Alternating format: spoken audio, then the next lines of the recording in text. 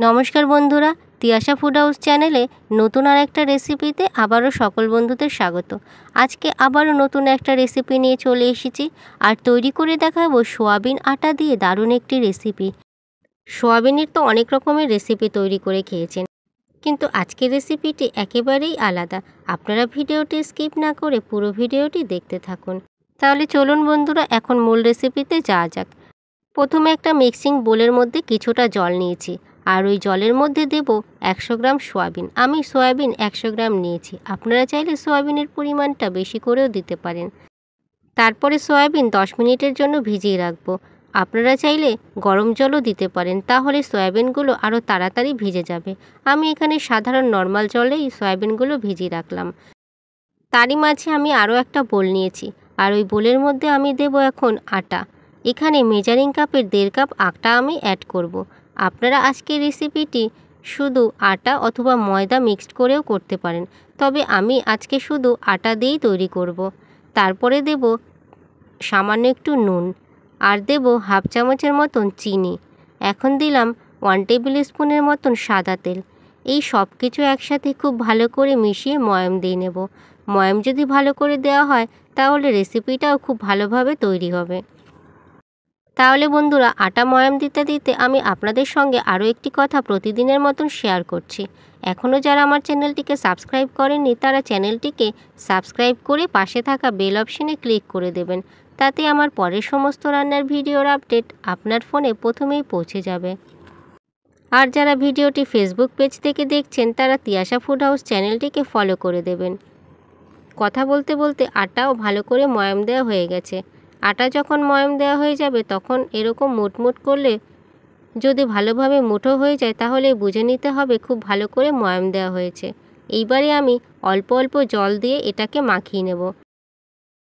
অল্প অল্প জল দিয়ে খুব ভালো করে পরোটার জন্য আটা আমি মাখিয়ে নেব আর একটা নরম সফট ডো বানিয়ে নেব।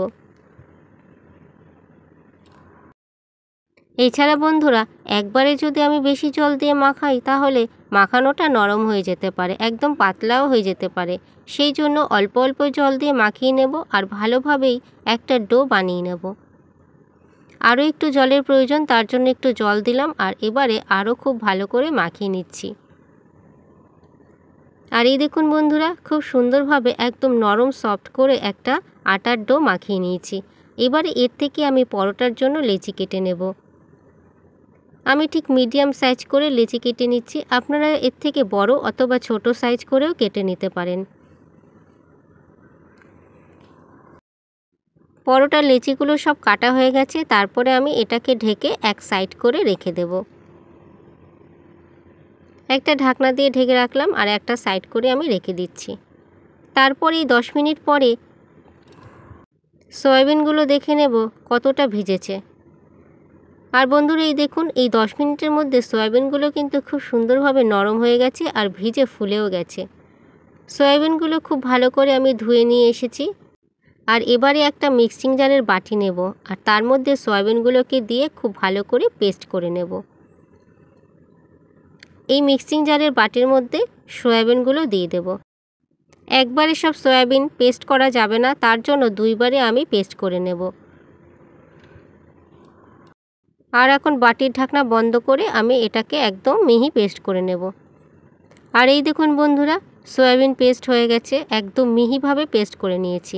এরকম মিহি করেই কিন্তু পেস্ট করে নিতে হবে সয়াবিন। তারপরে গ্যাসের ওভেনে আমি একটা কড়াই বসিয়েছি আর তার মধ্যে আমি 1 টেবিল স্পুনের মতন দিয়েছি সর্ষের তেল। তারপরে দিলাম ফোড়নের জন্য হাফ চা চামচ গোটা জিরে। জিরাটা একটু ভাজা ভাজা করে নেব।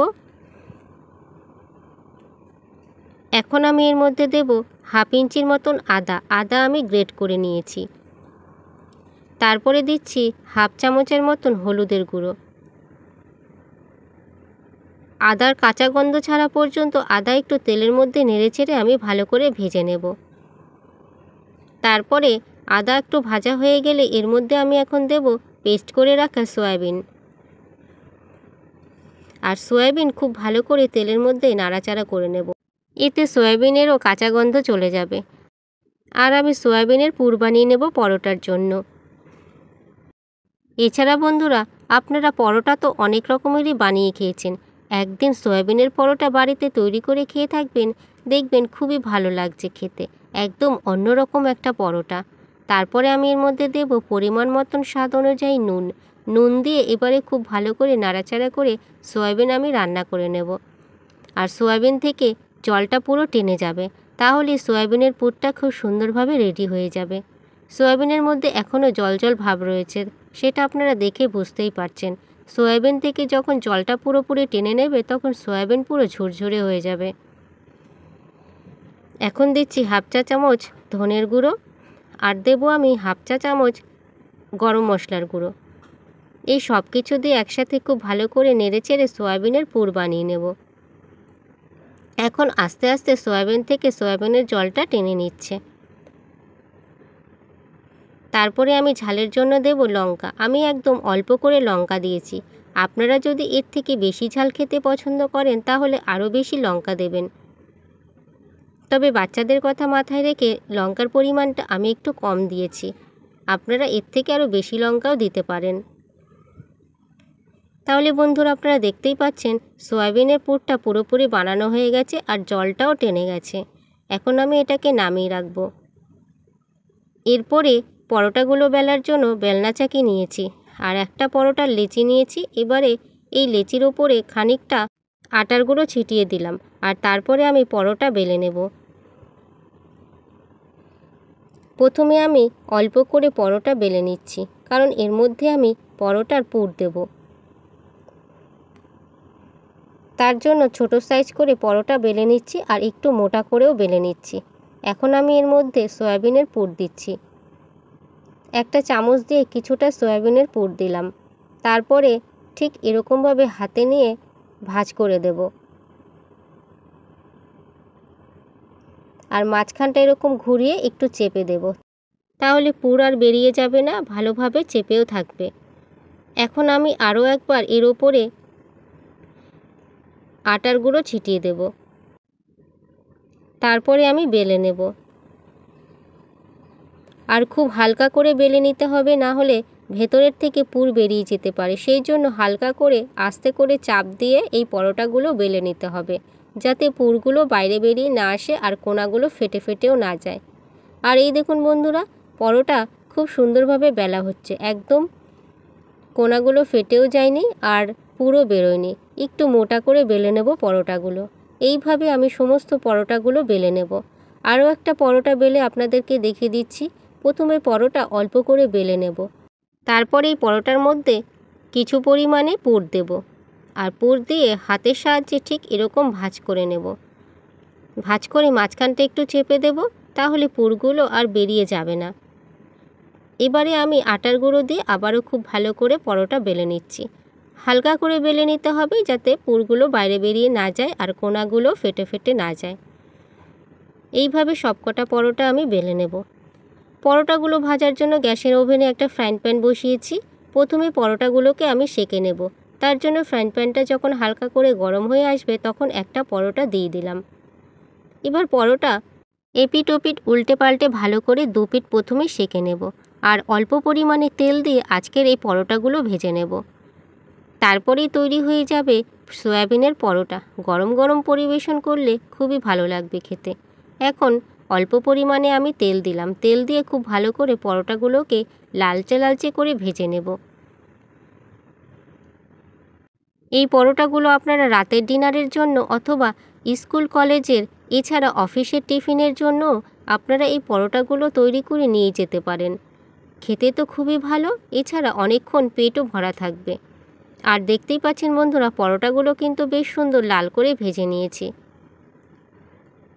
এইভাবেই আমি সমস্ত পরোটাগুলো ভেজে নেব। আর এই দেখুন বন্ধুরা, পরোটা কিন্তু খুব সুন্দরভাবে ফুলেও গেছে। এই পরোটা ভাজা হয়ে গেছে, এইবারে নামিয়ে নিচ্ছি।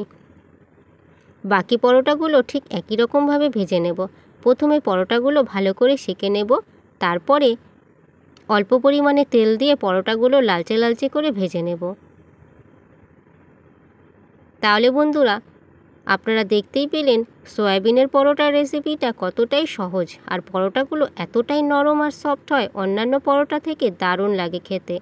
তাহলে বন্ধুরা, আজকের এই রেসিপিটি যদি আপনাদের ভালো লাগে, লাইক অবশ্যই করবেন, কারণ আপনার একটা লাইক আমার পরবর্তী ভিডিও বানাতে আরও উৎসাহ জাগাবে। এছাড়া রেসিপিটি কেমন হয়েছে সে বিষয়ে কমেন্ট করে জানিয়ে দেবেন, আর রেসিপিটি বন্ধুদের সাথে শেয়ারও করে দেবেন। আপনারা অবশ্যই ভালো থাকবেন, সুস্থ থাকবেন, আর ভিডিওটি প্রথম থেকে শেষ পর্যন্ত দেখার জন্য অসংখ্য ধন্যবাদ।